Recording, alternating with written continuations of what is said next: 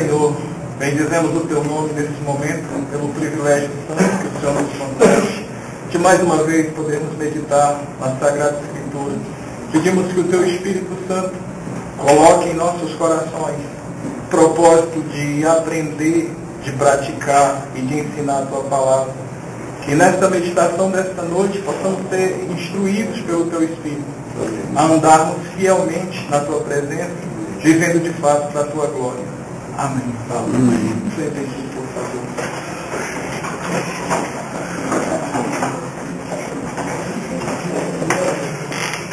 A carta do apóstolo Paulo a Tito, a exemplo das demais chamadas cartas pastorais, com 1 Timóteo e também Tiago, traz-nos coisas bastante instrutivas, não tão somente para nós ministros da Palavra de Deus, como para a igreja como um todo.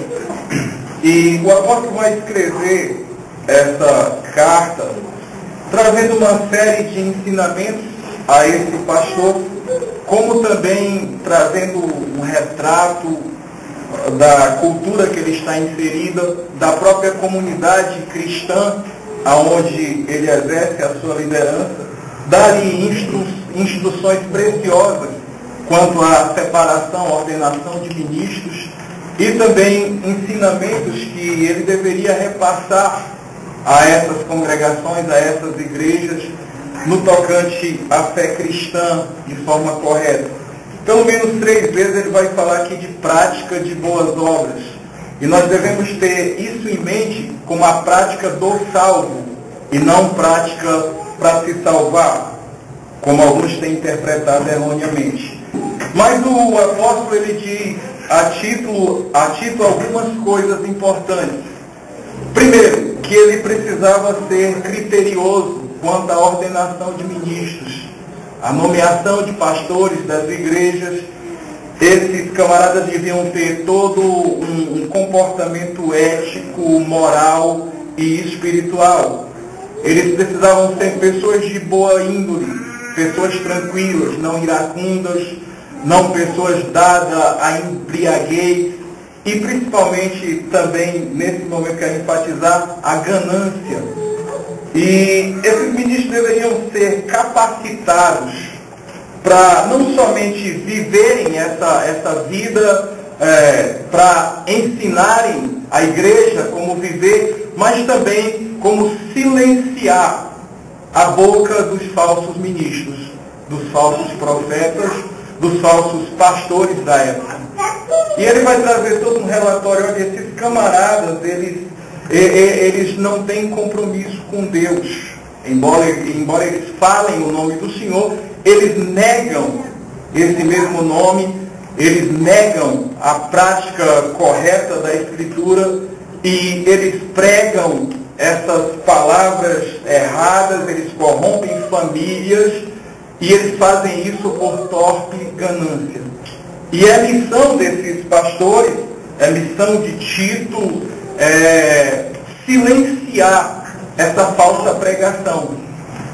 E ele vai dando uma série de instruções a Tito, dizendo dos credentes, da sua característica moral, ética, social, usando até uma literatura pagã de algum escritor daquela terra, dizendo: são feras, são glutões preguiçosos, essa cidade tem uma cultura pecaminosa terrível, são insubmissos, são brigões, e a igreja que está no meio dessa comunidade tem que tomar uma outra característica, tem que ser bastante diferente disso, porque eu estou falando a eleitos de Deus, aqueles que já foram comprados pelo sangue de Jesus, entendem que precisam viver uma fé cristã condizente com aquele que o chamou, que o resgatou, que o salvou, e sabem exatamente qual é o seu rumo,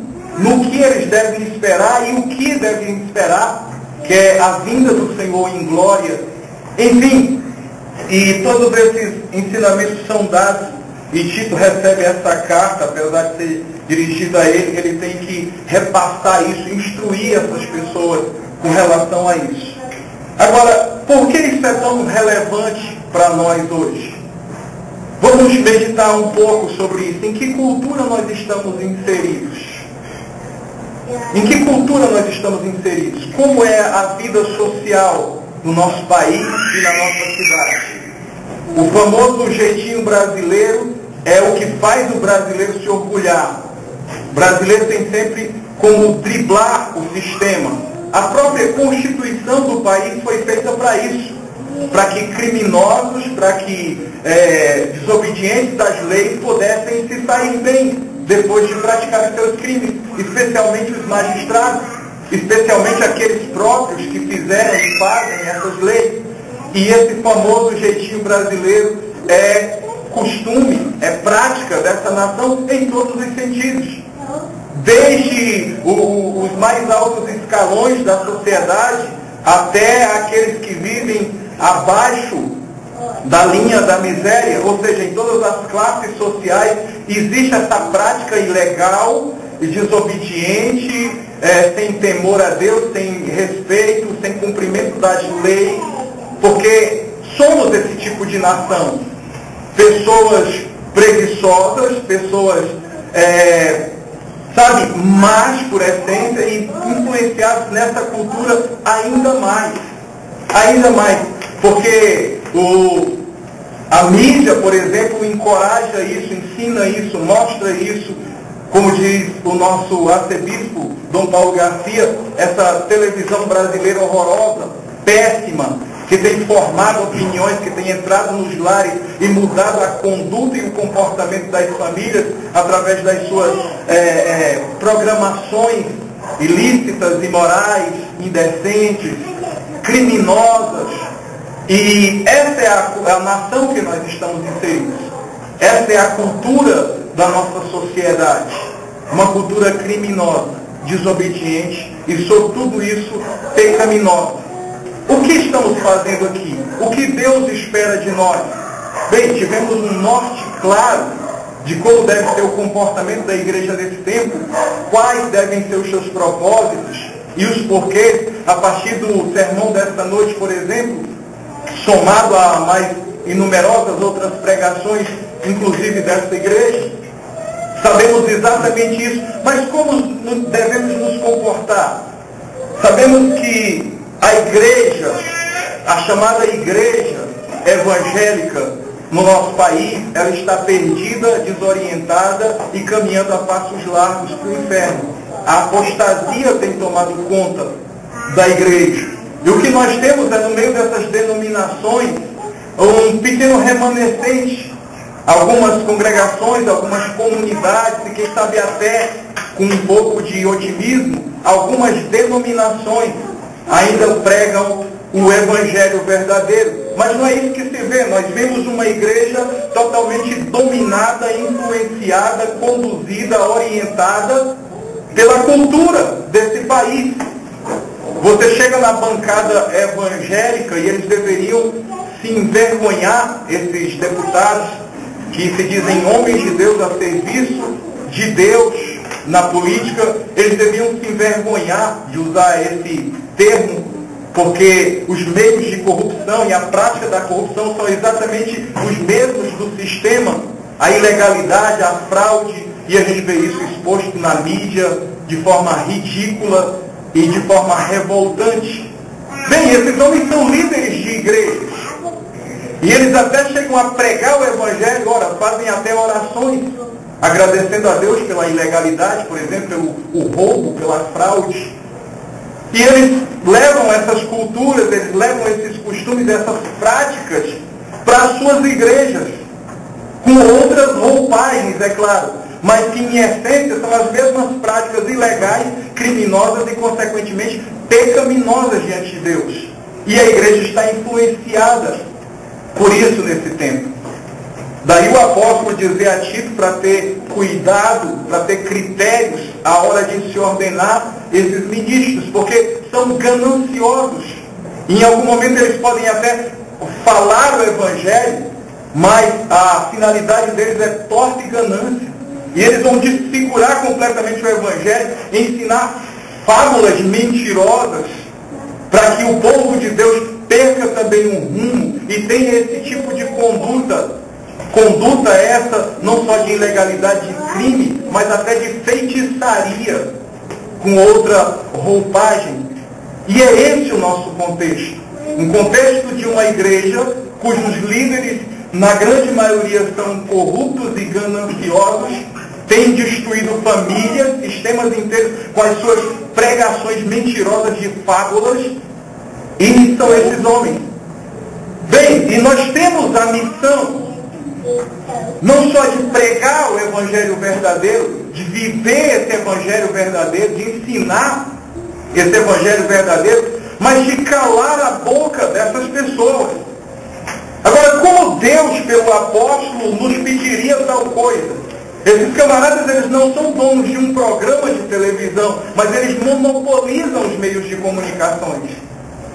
Eles têm um monopólio, alguns deles são donos de rede nacional de televisão. Como é que nós vamos silenciá-los? Vamos nos tornar revoltados, explodir bombas, traçar algum plano para assassiná-los? O que é que nós vamos fazer?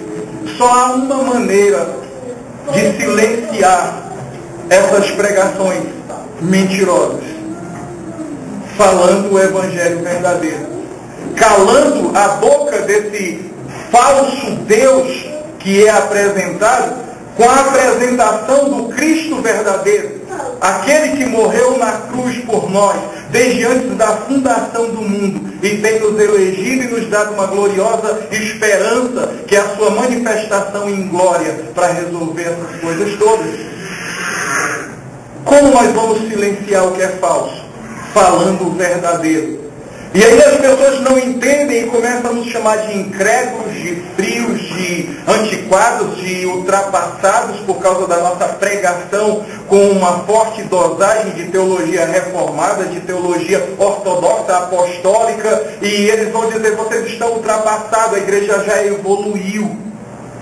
Ela não evoluiu, ela continua na mesma prática de pecado. Essa que é a verdade. E nós precisamos continuar falando a palavra de Deus verdadeira. Um amigo me ligou e ele nos acompanha pela internet e ele disse: e aí, vocês não se cansam de falar mal dos outros, de falar mal das igrejas? Vocês continuam com essa pregação radical, inflexível, inegociável, que parece que só vocês é que são verdadeiros e não sei o que e tal. Eu disse: não podemos nos calar. Fomos comissionados por Deus nesse tempo de sermos o remanescente do Senhor, de ensinarmos a verdade de Deus à igreja, para que ela não ande nessa marcha perdida em direção ao inferno e à condenação eterna. Nós precisamos ter toda essa capacidade de protestar contra um sistema todo corrompido de uma nação, dominado por homens pecadores, homens a serviço do diabo em tempo integral e dominados pelo pecado. E nós precisamos silenciar aqueles falsos pregadores e falsos mestres que têm comunhão com esse sistema, estão maquiando esse sistema, introduzindo na igreja e dando isso como prática de fé cristã. Nós não podemos calar a boca. Somos os arautos de Deus nesse tempo. Pecadores como todos, melhores do que ninguém, mas não estamos pregando a nossa placa denominacional ou desabafar de um coração revoltado consigo mesmo e com um insucesso. Estamos pregando o Evangelho do Deus verdadeiro, a Escritura verdadeira. Estamos pregando Jesus Cristo crucificado pelos nossos pecados. Essa é a nossa pregação. E isso é escândalo para muitos. Isso é escândalo para muitos. Mas aí vem a outra parte do ensinamento, além desse cuidado com os ministros, de silenciar esses falsos ministros, a instrução também para a igreja como um todo. E ele fala algumas coisas aqui, como por exemplo, para os que são de maior idade, idade mais avançada, os ancianos, aqueles que têm mais experiência na vida, esses precisam ser conselheiros nesse tempo para os mais jovens. E nós não vemos isso na igreja, visto que está influenciada por um mundo, por esse sistema corrompido e pecaminoso de se viver. É disso que eu estou falando quando eu menciono a palavra mundo. Um sistema cujo pecado é quem dá a diretriz. Em alguns momentos até o próprio diabo é quem dá a condução. É desse sistema que eu estou falando quando eu falo a palavra mundo. Bem, essas mulheres deveriam dar conselhos às mais jovens. Elas próprias deveriam ser exemplo. Elas deveriam dar conselhos às mais jovens de como se portar como esposa, como mãe, como dona de casa. Mas não é isso que se vê. O que estamos assistindo é mulheres revoltadas na igreja, influenciadas por esse comportamento. Lembra do sistema que eu falei a vocês? Lembra da mídia que eu falei a vocês? Da cultura que nós estamos inseridos? Essa semana, acho que guiado por Deus, que é só assim, para que eu possa fazer o que eu fiz, que eu vou dizer a vocês agora, eu parei uns 15 a 20 minutos diante da televisão num horário de novela. E eu assisti uma mulher imponente, uma mulher heroína, forte, com todas as características de homem, que troca pneu de carro, que conserta torneira, que arruma instalação elétrica, hidráulica, que cava buracos na rua. Bem, essa é a figura da mulher que se está comprando nesse país. Essa é a mulher que influencia as mulheres brasileiras. Uma criatura de vida totalmente desequilibrada à luz da Escritura Sagrada. Bem, mas nós estamos falando de uma telenovela. Mas as pessoas, quando você entra numa condução, no transporte público, por exemplo, às vezes eu chego a descer antes do ponto, porque eu não suporto assistir pessoas dialogando coisas e situações da vida e o ouvido muito aguçado começa a prestar atenção. Aonde foi que aconteceu essa desgraça? Com que família? Aí quando eu percebo, eles estão falando do capítulo da novela de ontem à noite, como se fosse realidade da própria vida, e eles compram esses conceitos. Como eu estava dizendo, essas mulheres elas têm tomado esse símbolo equivocado da Escritura. Aqui está minha filha, genro e neta, e eles podem ser testemunha do que eu vou dizer. Minha filha tem sofrido afrontas, simplesmente porque ela decidiu ser uma mulher à luz da Escritura. Esposa, mãe e dona de casa. Isso é ridículo. E as mais velhas chegam para ela e dizem: fica aí sofrendo com criança, cuidando de marido, não vai fazer a sua faculdade e ter a sua independência, não. Esses são os conselhos. Esses são os conselhos. Elas abandonam filhos e maridos, tá? Com uma idade já que deviam estar caçando um campo para sossegar. E eu assisto conselhos dessa natureza.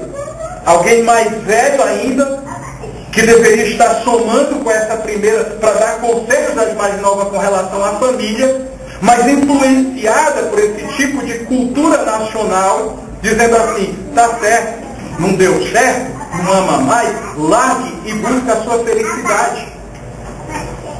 E o apóstolo diz a Tito: você precisa orientar essas mulheres mais velhas a serem exemplos para as mais jovens, não serem murmuradoras, abrirem a boca para ficar reclamando o tempo todo, mas ter um pouco de gratidão a Deus, porque chegaram à boa idade com marido, filhos criados, não é ficar reclamando e encorajando as demais.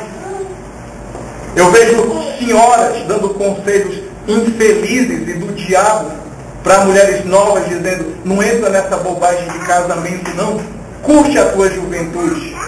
Bom, são as pessoas da cultura da sociedade, dessa nação. Não, mulheres da igreja. Eu já assisti a esse tipo de conselho a mulheres da igreja.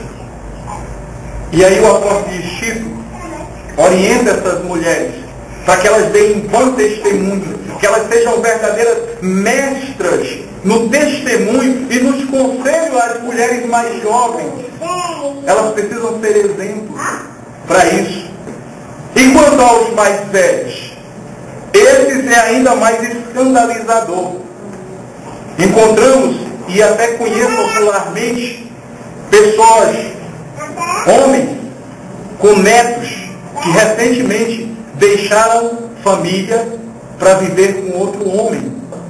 Essa é a sociedade que nós estamos inseridos. Agora, difícil é quando você chega para um senhor da igreja que está influenciado por esse mesmo comportamento e um belo dia descobre que não é feliz, por exemplo, e que deve largar a senhora, sua esposa, por uma 30, 25 anos mais jovem do que a esposa dele.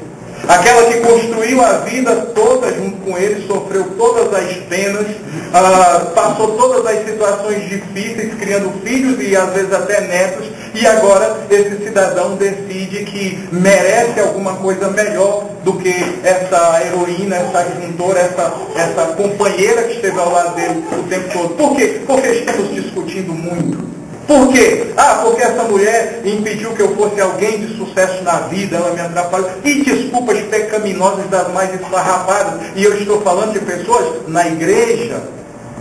Nessa segunda situação, são pessoas que eu conheço na igreja. Quando eu falo igreja, eu estou falando no meio da comunidade evangélica. Entenda isso. E aí nós ficamos olhando da Escritura e o apóstolo disse a Tito, instrui esses homens também. Eles precisam aconselhar esses jovens também. E quando nós vimos esses senhores da igreja, às vezes eles estão estacionados, não contribuem, não fazem nada, não trabalham, não orientam, não aconselham, e quando muitos estão debaixo de um discurso hipócrita de autoridade. Respeito os meus cabelos brancos, eu tenho experiência de vida evangélica, é bom nada. Vida cristã, pulsante e ativa, nada. O que nós vamos fazer sobre isso? Esse é o nosso contexto. E essa é a orientação da Escritura a nós. Esses jovens, eles precisam ser ensinados em toda a doutrina, em toda a prática do bem, das boas obras enquanto salvo. Precisa ter um comportamento condigno com a fé cristã. E eu me recordo de uma vez que eu encontrei um jovem conhecido num lugar público com uma atitude repreensível. E eu não pensei duas vezes, que comportamento é esse, rapaz? Você deixou de ser um cristão? Você se esqueceu de Cristo, do céu, do porvir? O que é? Qual o seu problema? E ele disse, eu sou cristão, mas eu sou jovem. E eu falei, vai ter, tem uma escritura, uma Bíblia para adultos e uma Bíblia para jovens? Bem, eles estão fazendo aí a Bíblia da mulher, a Bíblia do homem, a Bíblia do obreiro, a Bíblia da criança, a Bíblia do adolescente. Mas no seu conteúdo, a mensagem, cuido eu tenho esperança que seja exatamente o mesmo. Cristo crucificado pelos nossos pecados. E esperança nossa em manifestação e glória, que é o que estamos esperando. Esses jovens precisam ser orientados a ter linguagem sadia, comportamento moderado, até para envergonhar o diabo, para que o diabo não tenha do que acusar a igreja, acusar a comunidade cristã por causa do mau testemunho de alguns. Estamos inseridos numa sociedade onde os pais quem estão custeando o uso de drogas dos seus filhos para que não lhe aconteça coisa pior. Esse dia alguém me pediu um conselho, eu falei, não dê um centavo, mas ele vai sair e vai roubar, então que ele seja preso e disciplinado pela justiça por isso, e você receberá a notícia, e você o visitará com todo o amor de pai, mas concordando com esse tipo de comportamento. Cidadão que permite que a moça durma na sua própria casa com um namorado sem ser legitimamente casado. Isso pessoas da igreja. E esses anciãos deviam dar orientação sobre isso. Deviam repreender esse tipo de comportamento. E o que nós estamos fazendo? Como eu disse, aprendemos esta noite que somos abençoados, somos ricos. Aprendemos esta noite que nós devemos abençoar as pessoas e mais do que isso, devemos ser uma bênção. Esse foi o norte que foi nos dado para todos os nossos projetos desse ano. E eu quero pegar esse gancho e dizer sobre isso, sobre esse comportamento cristão que precisamos ter, enquanto senhoras, enquanto senhores, enquanto jovens, enquanto ministros do Evangelho, enquanto cristãos. Porque Cristo se manifestará em breve. E essa é a nossa esperança. Eu vejo uma igreja desorientada, sem saber em quem crer e por que confiar em quem. O assunto Mega Sena da Virada me infernizou esse fim de semana. Eu passei 1h20 minutos falando no telefone, porque um jovem cristão me ligou e ele queria que eu validasse esse tipo de comportamento. E eu disse, não, eu não aprovo. Por quê? Onde está na Bíblia que é pecado eu apostar? Em lugar algum. Não está na Bíblia isso. E eu não tenho nada contra você apostar. Agora, o que você tem que questionar no seu coração é a tua motivação para isso. É a tua motivação para isso. Nós vivemos numa cidade mais idólatra do que qualquer outra do país num sentido. Nosso pastor aí bem taxou o termo concurso público em Brasília como o grande ídolo dessa cidade.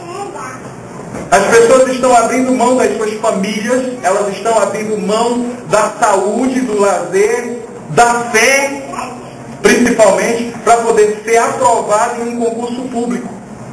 Agora, para que essa pessoa quer ser aprovada em um concurso público? Ele é um cristão. Bom, subentende-se que ele quer influenciar no meio em que ele vive, tá? Porque ele não suporta ver as pessoas sendo maltratadas em um hospital, ele não suporta ver as pessoas sendo destratadas nas repartições públicas, ele não suporta ver o descaso do governo com aqueles que pagam os impostos, então ele quer influenciar passando um concurso público e sendo um funcionário público. Não. O que ele quer, na verdade, é ser um glutão preguiçoso, que não trabalha e tem uma gorda conta bancária, porque o salário é muito bom para não se fazer nada. E essa motivação está errada. E esse ídolo é perseguido por um alto custo, não só financeiro, mas físico, emocional e principalmente espiritual. E essa motivação é pecado. Isso se torna um ídolo. Então vem essa questão. Pastor, eu posso ou não posso jogar? Agora esse infeliz, ele não quer um conselho, ele não quer uma orientação, ele já tem a decisão dele tomada, e às vezes já está com o jogo registrado no bolso. O que ele quer é que ele diga, pastor tal, que é teólogo assim, ou da igreja tal, diz que não tem problema. Eu falei, eu não vou te dizer que não tem problema. Vamos avaliar a motivação do seu coração. Para que é? Não, deixa eu falar logo, para você não ficar me enrolando e eu não perder mais tempo ainda contigo. Deixa eu te dizer a motivação do teu coração. Você quer comprar uma casa boa para tua mãe, para os teus filhos, para os teus amigos. Você quer ajudar a igreja, além de dar o dízimo dessa fortuna que é esse prêmio da virada. Você ainda vai construir creches, escolas cristãs, bancar missões ao redor do mundo e todas essas coisas mais. Não é isso que você quer? Sim, claro, pastor. Falei, pois é, esse é o engano do teu coração. Agora deixa eu te falar a motivação do teu coração de fato.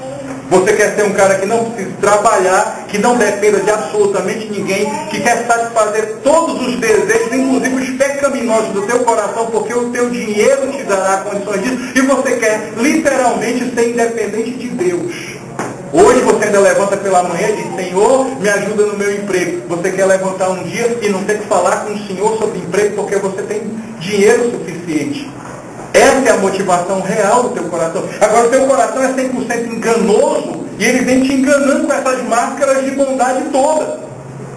Bom, com aquele rapaz no telefone eu posso e fazer essas afirmações públicas, porque eu conheço ele desde que ele tinha 11 anos de idade. Fui eu quem o apresentei Cristo, batizei e tenho tentado discipular ao longo desses anos. E eu posso falar com toda essa propriedade, é tanto que ele ficou resmungando e disse, essa aqui é a verdade de fato. Vai estudar, vá trabalhar, vá ser grato a Deus. E ele disse, mas é muito humilhante, eu trabalho muito e ganho pouco, e o pouco que eu ganho não é suficiente para eu sustentar minha família. Eu estou com 4 pensões alimentícias atrasadas e a qualquer momento a polícia vem me buscar na minha porta e eu vou deixar mais 2 filhos com fome. E foram. Eu falei, agora por que você tem que pagar a pensão alimentícia fora do casamento? Por quê? Por que se paga a pensão alimentícia fora do casamento? Por quê? Por causa do pecado. Agora Deus tem que fazer esse infeliz ganhar na super mega cena da virada para ele não ter mais esses problemas. Vocês estão compreendendo isso? O meu emprego não presta e eu não ganho o suficiente. Agora, o apóstolo também disse a Tito para que ele ensine aos irmãos a serem escravos e a honrar esses senhores. Nós estamos falando num contexto de uma cultura que tinha escravos, e escravos cristãos, que precisavam ser orientados a honrar esses senhores que os oprimiam no regime de escravatura ou de escravidão. Bem, eu fiz parte de movimentos trabalhistas e de movimento sindical durante 10 anos, e se você for colocar radicalmente, para muitos trabalhadores, como diz o nosso ex-presidente, deste país, o regime é realmente escravidão. Se trabalha muito e não se ganha o suficiente. Essa é que é a verdade. É por isso que o ídolo concurso público é tão perseguido e adorado, cultuado, venerado, enfim, porque essa é a realidade. Mas a Escritura está dizendo que eu tenho que honrar a Deus nisso, que eu tenho que ser grato a Deus nisso. E a igreja precisa entender isso. Numa aula de teologia, há quase 2 anos atrás, o Ayrton fazia uma exposição e ele falava sobre como João Calvino reuniu os garis em Genebra e os honrou, agradecendo a eles pelo trabalho que eles faziam, prestavam à comunidade, e lamentando porque eles não ganhavam justamente por isso. Depois desse dia eu não perco a oportunidade de cumprimentar um gari e agradecê-lo e dizer que como eu lamento a injustiça dessa nação com essa classe de trabalhadores. Agora, se eu começo a andar pelas ruas e mostrar aos meus filhos, dizer, é isso aí que você quer ser? Olha que porcaria. Desonrando um profissional digno, qualquer emprego que ele tiver na vida, ele vai estar sempre insatisfeito e ele vai estar sempre blasfemando e pecando contra Deus, por causa dessa injustiça. Honra esse senhor. Não seja injusto, não seja desonesto. E eu vou lhe falar algumas coisas de cristãos que eu conheço. Um rapaz que ele dava testemunho no culto. O horário dele era até às 20 horas na UNB, isso é na Asa Norte. Para chegar à expansão do setor, ele ia chegar umas 9h30, a hora que estava acabando o culto. Então, praticamente, ele só podia ir à igreja no fim de semana. Mas constantemente, aquela igreja tinha culto de segunda a segunda, constantemente estava lá o rapaz nos cultos, e ele pegava testemunho, Deus me abençoou, irmãos, aconteceu um problema na minha máquina de trabalho, e eu saí mais cedo, e graças a Deus estou aqui no culto para adorar o Senhor junto com os irmãos. E eu fui conversar com ele, saber que tipo de problema é esse, que máquina era essa. Bem, o trabalho desse jovem na UNB era limpar um pátio consideravelmente grande, com essas enceradeiras industriais de uma espolva grande, e ele tem que operar aquele negócio todo com sabão e produtos, e depois limpar aqui tudo. Era só a tarefa dele, o dia todo, em 6 horas de trabalho. Mas, sabe o que ele fazia? Ele invertia a fase dos fios na máquina, e ele introduzia isso na tomada, e o troço explodia. 2, 3 vezes por semana. E ele ia à frente da igreja, dava testemunho, dizer como Deus o havia abençoado para que ele chegasse cedo e participasse do culto. E eu dizia, rapaz, tu está ficando maluco, seja pelo menos honesto. Ah, mas não me pagam bem, o serviço é muito. Coisas desse tipo. O outro foi demitido. Aquela empresa havia contratado ele por puro amor cristão, eles não tinham necessidade de um funcionário.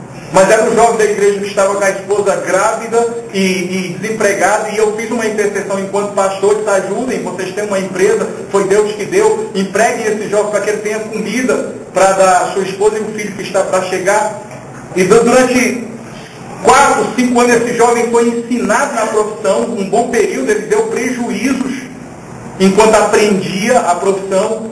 Foi bem remunerado por isso, dentro do que ele fazia, era um bom salário, um salário justo para o que ele fazia. Mas um dia começou a ficar revoltado com o serviço e até promover insurreição no meio dos demais funcionários. E lá, naquela firma, eu fazia um culto lá uma vez por semana, tinha a fila dos que vão para o céu e a fila dos que vão para o inferno. Eles me chamavam para fazer o culto lá e a gente pregava e eles criaram lá. A maioria não eram cristãos. E eles criaram essas duas filas. Agora, o interessante é que esse jovem de quem eu vou falar, de quem eu estou falando, ele era o primeiro da fila dos que iam para o inferno. Porque ele não tinha nenhum companheirismo com os colegas, ele denunciava colega, ele trabalhava com má vontade, ele fazia o serviço todo ruim, e eu fui conversar com ele. O teu testemunho aqui está ruim, o que está acontecendo?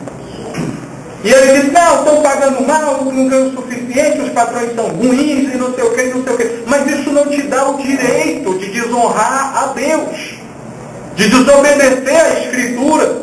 Faça o teu trabalho com honestidade, com dignidade, olhando para Deus como o Senhor da tua vida.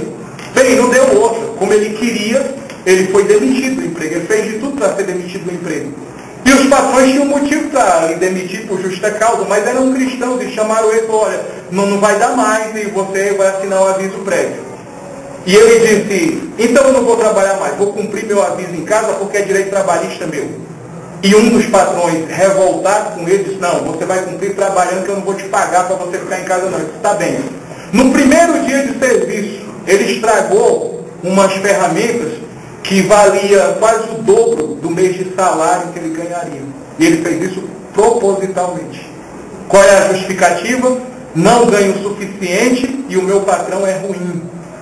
O apóstolo diz aqui, ensina as pessoas da igreja a honrarem os escravos, honrarem os seus senhores, trabalharem com honestidade, não furtarem. E no contexto de toda a Escritura, porque Deus, na verdade, é quem é o nosso patrão, é quem nos assiste, e é Ele que nós estamos glorificando. Nesse sentido. Bom, essa é a nossa missão, enquanto pregadores do Evangelho, enquanto ministros da fé cristã. Agora, aquele outro povo, de quem eu falei no começo, não estão vendo essas coisas assim. Eles estão fazendo campanhas em suas igrejas para que seus membros ganhem na loteria. Só falta botar uma máquina de jogo lá dentro. Eles estão validando esse tipo de comportamento, dizendo, não aceite, bate o pé no chão, se revolte. Eu fiquei em Araraquara um tempo, e num determinado momento eu não tinha outra coisa para fazer a não ser assistir televisão, e eu estava com o professor Denis lá no dia, e os camaradas se vestiam de vermelho, pastores, na televisão, em rede nacional, se vestiam de vermelho, e escrito na camiseta estava, meu nome é Revolta. E o cara vinha para essa câmera e fazia, sabe? E esse texto dizia muito sobre isso. Feras violentas, cambada de glutão preguiçoso, ladrões. Não aceite, se revolte, tome posse. Se o teu patrão não quer te abençoar, ore para que ele caia e você assuma a empresa dele. Vocês entendem qual é a nossa missão? O que a Escritura está nos ensinando nesse tempo? E por que nós falamos com tanta veemência, com tanta autoridade, com tanta ortodoxia com relação ao que é o Evangelho, ao que é uma igreja? Bem, eu tive a oportunidade de experimentar isso. Imagine alguém 12 anos fora do mercado de trabalho, sem nenhuma qualificação profissional, ter que voltar de repente a trabalhar. Novamente chamo testemunha, minha filha e meu genro, foi o meu genro que me arrumou esse emprego, e eu fazia um emprego de segurança noturna.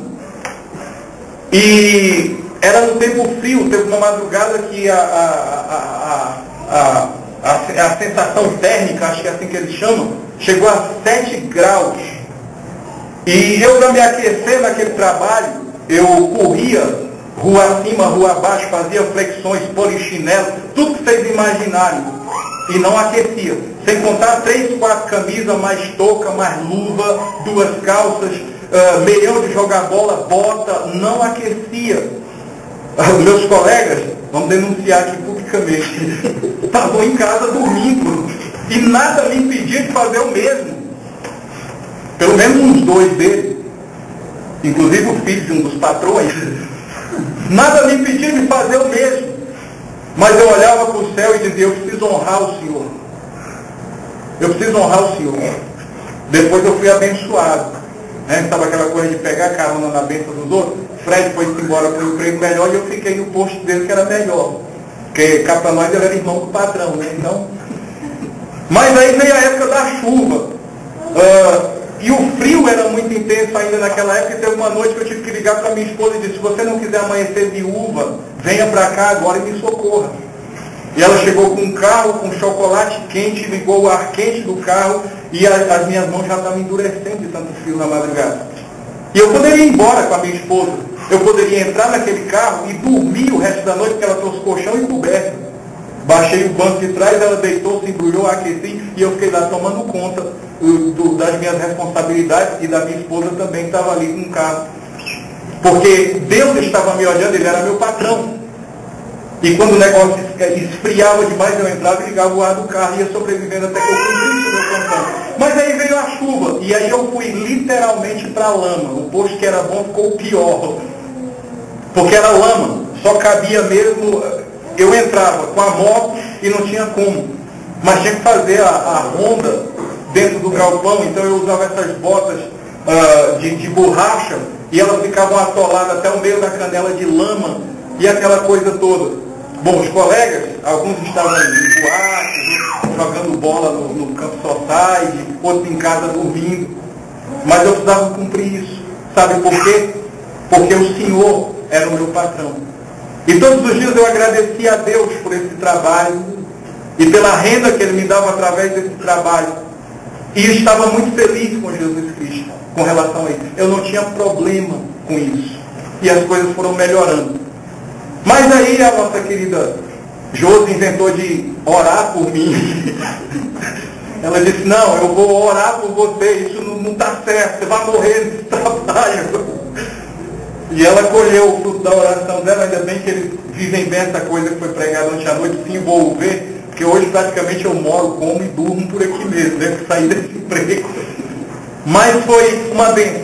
E na última reunião que nós tivemos de confraternização daquela equipe de trabalho, os meus patrões me deram o título de melhor funcionário e desejava ter pelo menos uns 10 igual a mim. E eu recebi esse título com muita humildade e disse: Senhor, eu te agradeço, porque um miserável pecador como eu, de coração rebelde e revoltado, foi capaz de submeter todos os impulsos pecaminosos desse coração nesse sentido, a fim de simplesmente cumprir a tua palavra e dar-te glória. Coisa que eu não fiz enquanto exerci o ministério pastoral com muita ênfase e um certo destaque. O Senhor me deu a oportunidade. E qualquer um me chamaria de escravo naquele trabalho. Qualquer um me chamaria. O regime é de escravo. Eu vou honrar esse meu senhor, sendo honesto, fazendo meu trabalho com dignidade. O apóstolo escreve em Tito: ensina isso à igreja. Vocês entendem o porquê da nossa ortodoxia nas pregações e nos ensinamentos da Escritura? Porque esse costume dessa nação, essa forma cultural de se viver nessa nação, essa forma social de se viver nessa nação, é todo contra Deus. A mídia, ela influencia contra Deus. E a igreja evangélica desse país tem comprado esse comportamento e vive em constante revolta contra Deus. A ponto de pessoas que levam o nome de pastores fazerem uma camiseta e dizer: meu nome é revolta. E encorajarem os seus fiéis a fazerem o mesmo. Mas a Escritura não ensina assim. Manda que essas senhoras sejam gratas a Deus pelo que chegaram, pelo que são até aqui, e encorajem as mais novas a ter comportamento cristão semelhante na vida familiar. Ensina que esses mais velhos ensinam os jovens a serem moderados, obedientes, temam a Deus. E ensina que os empregados honrem aos seus patrões e vice-versa. Tudo isso para a glória de Deus, porque qual é a nossa bendita esperança? Jesus Cristo manifesto em glória, para podermos estarmos com Ele eternamente. Você compreende isso? Curve a sua cabeça.